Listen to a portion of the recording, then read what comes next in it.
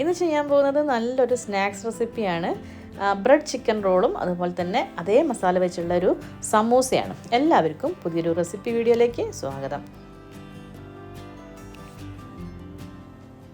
അപ്പോൾ ഇതിന് വേണ്ട സാധനങ്ങൾ ആദ്യം തന്നെ ഒരു മസാല റെഡിയാക്കി എടുക്കണം. ചിക്കൻ്റെ ഞാനൊരു പാനിലേക്ക് കുറച്ച് ഓയിൽ ഒഴിച്ചിട്ടുണ്ട്, 2 ടേബിൾ സ്പൂൺ ഓയിൽ.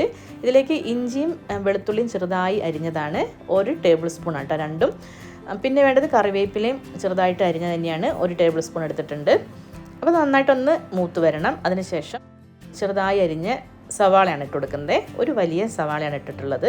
അതും കൂടെ ഒന്ന് വഴറ്റിയെടുക്കുക. ആ ഒരു നേരം കൊണ്ട് നമുക്കൊരു ചെറിയൊരു മസാല ഉണ്ടാക്കണം. ഇതിലേക്ക് 1 ടീസ്പൂൺ മുളക് പൊടി, കാശ്മീരി ചില്ലി പൗഡറാണ് ഇട്ടിട്ടുള്ളത്, 1 ടീസ്പൂൺ മല്ലിപ്പൊടി, 1/2 ടീസ്പൂൺ മഞ്ഞൾപ്പൊടി, 1/2 ടീസ്പൂൺ തന്നെ കുരുമുളക് പൊടി, പിന്നെ 1/2 ടീസ്പൂൺ പെരിഞ്ജീരകപ്പൊടിയും അതുപോലെ ഗരം മസാലപ്പൊടിയും. ഇത്രയും ഒന്ന് മിക്സ് ചെയ്ത് വെക്കുക. ഇനി ഇതിന് പകരം വേണമെങ്കിൽ നമുക്ക് ചിക്കൻ മസാലയോ മീറ്റ് മസാലയോ എന്തെങ്കിലും ചേർത്ത്, പിന്നെ അതിൽ കുറച്ച് മഞ്ഞൾപ്പൊടിയൊക്കെ എക്സ്ട്രാ വേണമെങ്കിൽ മുളക് പൊടിയൊക്കെ ഇട്ട് കൊടുക്കാം.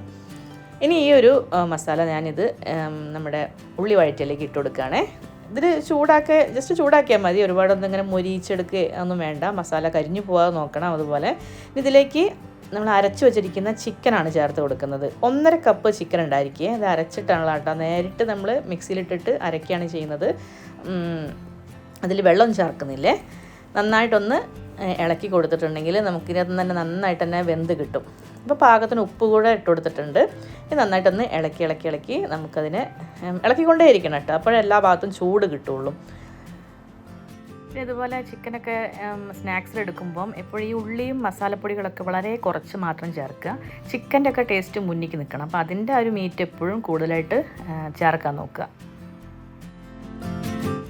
അപ്പോൾ കുറച്ച് നേരം ഇതേപോലെ ഇളക്കി നിൽക്കുമ്പോൾ നമുക്കിത് ഇതേപോലെ നമ്മുടെ മുട്ടയൊക്കെ സ്ക്രാമ്പിൾ ചെയ്യില്ലേ, അതേ ഒരു രീതിയിലാട്ടോ നമുക്ക് കിട്ടുക. അതൊന്ന് മൂടി വെച്ചിട്ട് ഒന്ന് ചൂട് കയറ്റുന്നുണ്ട്. അപ്പോൾ ഇത് നോൺ സ്റ്റിക്ക് ആയതുകൊണ്ട് എനിക്ക് ഇപ്പോൾ അതിൻ്റെ വെള്ളത്തിൻ്റെ ആവശ്യം വന്നില്ല. ഞാൻ പിന്നീടാണ് ഇതിലേക്കൊരു 4-5 സ്പൂൺ വെള്ളം ഒഴിച്ച് കൊടുക്കുന്നത്. അപ്പോൾ ഇപ്പം ഇരുമ്പിൻ്റെ കടായോ അല്ലെങ്കിൽ വേറെ ഏതെങ്കിലും പാത്രത്തിലൊക്കെയാണ് ചിക്കൻ വേവിക്കുന്നതെങ്കിൽ നിങ്ങൾ ആദ്യം തന്നെ ഒരു 4-5 സ്പൂൺ വെള്ളം കൂടെ ഒഴിച്ച് കൊടുത്തിട്ട് വേണം മൂടി വെച്ചിട്ട് ഒരു 5 മിനിറ്റ് ചൂടാക്കിയെടുക്കാൻ. അപ്പോൾ ഇതിലേക്ക് കുറച്ച് ഉപ്പ് കുറവുണ്ടായിരുന്നു, പിന്നെ ഉപ്പ് കൂടെ ചേർത്ത് കൊടുത്തു. വീണ്ടും ഒന്നും കൂടെ ഒന്ന് ചെറിയ തീയിൽ ഒന്ന് വേവിച്ചെടുക്കുന്നുണ്ട്. അപ്പോൾ അത് നന്നായിട്ട് പാകത്തിനിപ്പം വെന്തിട്ടുണ്ടാവും കേട്ടോ. അപ്പോൾ ചിക്കൻ ഒന്ന് സോഫ്റ്റ് ആയിട്ടുണ്ടാവും. ഇനി ഇതിലേക്ക് ഞാൻ നാരങ്ങ നീരാണ് ചേർത്ത് കൊടുത്തിട്ടുള്ളത്. അതോടെ ചേർത്ത് നന്നായിട്ടൊന്ന് മിക്സ് ചെയ്യുക. ഇനി അധികം വെള്ളം എന്തെങ്കിലും ഇതിലുണ്ടെങ്കിൽ ഒന്ന് വറ്റിക്കണം. അപ്പോൾ അത് നന്നായിട്ടൊന്ന് തണുത്തതിന് ശേഷം നമുക്ക് മിക്സിയിലിട്ട് ഒന്ന് പൊടിച്ചെടുക്കണം. അപ്പോൾ നമ്മുടെ ഫില്ലിങ്ങിനുള്ള ചിക്കൻ ഇവിടെ റെഡി ആയിട്ടുണ്ട്. അപ്പോൾ അതേപോലെ നന്നായിട്ടൊന്ന് പൊടിച്ചെടുക്കുക. അപ്പോൾ ഇവിടെ ഞാനിനി 3 മുട്ട പൊട്ടിച്ച് എടുക്കുന്നുണ്ട്. നമുക്കിത് പാല് ചേർത്തൊന്ന് മിക്സ് ചെയ്ത് വെക്കാനുള്ളതാണ്. പിന്നെ നമ്മുടെ ചിക്കൻ്റെ കൂട്ട് റെഡി ആയിട്ടുണ്ട് അവിടെ. പിന്നെ വേണ്ടത് ബ്രെഡ് ക്രംസ് ആണ്. അത് നേരത്തെ തന്നെ റെഡിയാക്കി വെക്കാം. ഒരു 4-5 ബ്രെഡ് ഉണ്ടെങ്കിൽ അതെടുത്ത് മിക്സി ജാറിട്ടൊന്ന് പൊടിച്ചെടുക്കുക. നേരിട്ട് തന്നെ പിന്നെ കടായിലിട്ടിട്ട് ചെറിയ ചൂടിൽ ചൂടാക്കിയെടുക്കുക. അപ്പോൾ അതിൻ്റെ ഈർപ്പൊന്ന് വറ്റി കഴിഞ്ഞിട്ടുണ്ടെങ്കിൽ നമുക്ക് തണുത്തിട്ട് ഒരു കുപ്പിയിലാക്കി വെച്ചാൽ മതി. പിന്നെ ഇതുപോലെ സാൻഡ്വിച്ച് ബ്രെഡാണ് എടുത്തിട്ടുള്ളത്. അത്യാവശ്യം വലിപ്പമുള്ള ബ്രെഡാണെങ്കിൽ നമുക്കത് ഉരുട്ടിയെടുക്കാനൊക്കെ സുഖമാണ് റോൾ ചെയ്യാൻ. ഈ ഒരു ബ്രെഡെല്ലാം ഒന്ന് ആവി കയറ്റിയെടുക്കണം. നമുക്കൊരു ഷീറ്റ് പോലെ ഒന്ന് കിട്ടണം ഈ ഒരു ബ്രെഡ്. അപ്പോൾ അത് ഞാൻ ഒരു 2-3 എണ്ണൊക്കെയാണ് വെച്ചെടുത്തിട്ടാണ് ഇങ്ങനെ ആവി കയറ്റിയെടുക്കുന്നത്. വളരെ കുറഞ്ഞ 2-3 മിനിറ്റ് ജസ്റ്റ് ഒന്ന് ആവി കയറിയാൽ മതി. അപ്പം തന്നെ നല്ല സോഫ്റ്റായിട്ട് കിട്ടും ആ ഒരു ബ്രെഡ്. ഇനി അത് നമുക്കൊന്ന് പരത്തിയെടുക്കും കൂടെ വേണം. അപ്പോൾ ഇതേപോലെ നമ്മളിത് പരത്തിയെടുക്കുമ്പോൾ തന്നെ നമുക്ക് ഒരു 2-3 എണ്ണം ആവിയിലട കിടന്നിട്ടുണ്ടെങ്കിൽ കറക്റ്റ് ടൈമിൽ നമുക്ക് ഇങ്ങനെ ഓരോന്നോരോന്ന് പരത്തിയെടുക്കാൻ പറ്റും. ആ ചെറിയ ചൂട് തന്നെ ചെയ്യാൻ പറ്റും. അപ്പോൾ ഇതുപോലെ നന്നായിട്ട് പരത്തിയെടുക്കണം. അരികൊന്നും വെട്ടിക്കളയൊന്നും വേണ്ട കേട്ടോ. ആ ബ്രൗൺ പാർട്ടൊന്നും കളയൊന്നും വേണ്ട. ഇതേപോലെ ആ ഒരു ഭാഗങ്ങളൊക്കെ നന്നായിട്ട് പ്രസ് ചെയ്തിട്ട് നന്നായിട്ട് പരത്തണം. നല്ല അതേപോലെ ഷീറ്റ് പോലെ നമുക്ക് കിട്ടും. കണ്ടില്ലേ? അപ്പോൾ കുറച്ച് കട്ടിയുള്ള ബ്രെഡാണെങ്കിൽ നല്ലതാണ്. പറ്റ നൈസ് ബ്രെഡൊക്കെ ആകുമ്പോൾ നമുക്ക് പരത്താനും ഫില്ലിംഗ് ഒക്കെ വെക്കുമ്പോൾ ചിലപ്പം ഹോളൊക്കെ വീഴാൻ സാധ്യത ഉണ്ട് ഇതേപോലെ പരത്തുമ്പം. അപ്പോൾ കുറച്ച് കട്ടിയുള്ള ബ്രെഡാണെങ്കിൽ കുറച്ചുകൂടെ നല്ലത്. അപ്പോൾ ഞാൻ എല്ലാം പരത്തി വെച്ചിട്ടുണ്ട്. ഈ പരത്തി വെച്ചിട്ടുള്ള ബ്രെഡെല്ലാം ഒരു തുണി വെച്ച് മൂടി വെക്കണം കേട്ടോ. ഈ ഒരു പാത്രങ്ങളൊന്നും വെച്ച് മൂടണ്ട, തുണി ജസ്റ്റ് മുകളിലിട്ടാൽ മതി. അപ്പം മോൾ ഭാഗം അധികം ഡ്രൈ ആവാതെ നമുക്ക് പരത്തിയെടുക്കാനൊക്കെ റോൾ ചെയ്തെടുക്കാൻ സുഖമായിരിക്കും. അപ്പോൾ അതേ ഞാൻ ഓരോന്നും ഇതേപോലെ റോൾ ചെയ്തെടുക്കുന്നുണ്ട്. ഓരോ ബ്രെഡിലും മസാല വെച്ചിട്ട് ഇതുപോലെ നന്നായി ടൈറ്റായിട്ട് റോൾ ചെയ്യണം. പിന്നെ അതുപോലെ അറ്റത്ത് ഇതേപോലെ നമ്മുടെ മുട്ട പാൽ മിക്സ് ഒന്ന് തേച്ചിട്ട് ഒട്ടിച്ചു കൊടുക്കുക. പിന്നെ രണ്ട് ഭാഗത്തു കൂടെ ഇങ്ങനെ ഫില്ലിങ്സ് ഒക്കെ വീഴുകയാണെങ്കിൽ ഒന്ന് ഉള്ളിക്ക് ഒന്ന് തള്ളി കൊടുത്താൽ മതി. ഇതേപോലെ എല്ലാം ഒന്ന് റെഡിയാക്കി വെക്കാം. പിന്നെ അതേപോലെ ഇനി അടുത്തൊരു റോളിൽ ഞാൻ ചീസും കൂടെ വെക്കുന്നുണ്ട്. ചെറിയ ചീസിൻ്റെ സ്ലൈസ് കിട്ടാണ്ടല്ലോ, അതിൻ്റെ ഒരു ഭാഗം ചെറിയൊരു പീസ് വെച്ച് കൊടുത്താൽ മതി. പിന്നെ അതുപോലെ തന്നെ അതിൽ മസാല ചീസ് വേണമെങ്കിൽ നമുക്ക് വെച്ച് കൊടുക്കാം.